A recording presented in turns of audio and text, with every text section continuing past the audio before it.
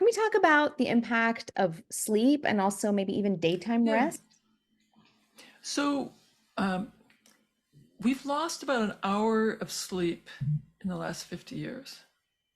Part of that is the phone.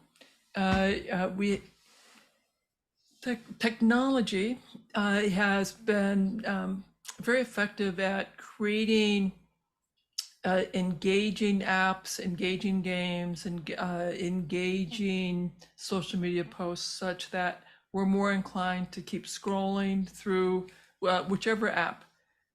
And it makes it harder to fall asleep at night. We also have artificial lights. So it's easy for us to stay awake. And then when we have the artificial light, we get too much blue light into our eyes, which can interfere with our circadian rhythm. All of that will interfere with the timing of my cortisol release, the timing of my melatonin release, the timing of the hormones, the timing of the ebb and flow of the biologic clock. It is a problem. Then we can talk about sleep hygiene. If I want to improve my sleep, there's some basic things that I again invite you to consider.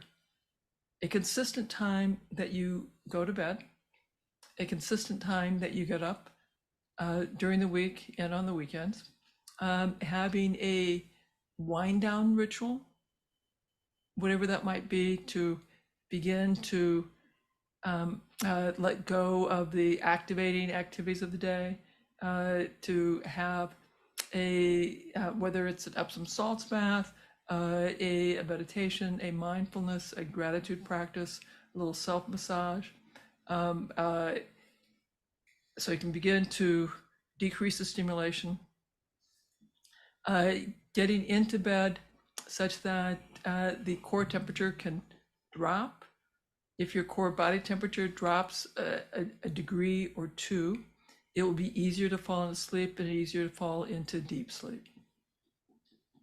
Yeah, so don't set your thermostat to 68. I think optimal temperature is like lower than that, like 60 to 64, or, so it's okay Well, to get a little cold. start wherever you're at, because it will depend on you. And do you have difficulty? Well, and I should make the observation that it's very, very common for people to have some autonomic nervous system dysfunction and have cold hands, cold feet, and that may mean that for you, you're going to have to sleep with socks on and sleep with gloves on, so you don't have the cold hands, cold feet interfering with your sleep.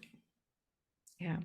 And I think it's really interesting that, to turn on the sleep systems at night, like that actually takes energy as well. So when your mitochondria aren't taken away, like it can make falling asleep, staying asleep also hard, among other reasons as well, like cortisol imbalance, melatonin imbalance.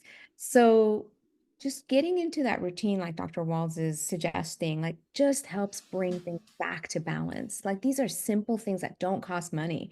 They're just behaviors and routines. So I think that goes a long way. And also just resting more during the day. I find a lot of people push really hard and then they're like wired and tired at the end of the day. And then, they're tired, they can't fall asleep.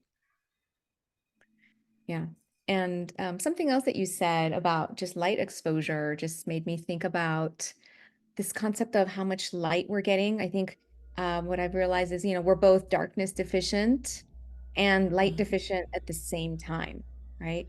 We're not going outside to get real light. And at night, we're flipping on the house lighting, right? Which is preventing us from like getting that, melatonin flowing at night, and we're in front of screens. So just simple behaviors that can help improve our mitochondrial health, improve energy better.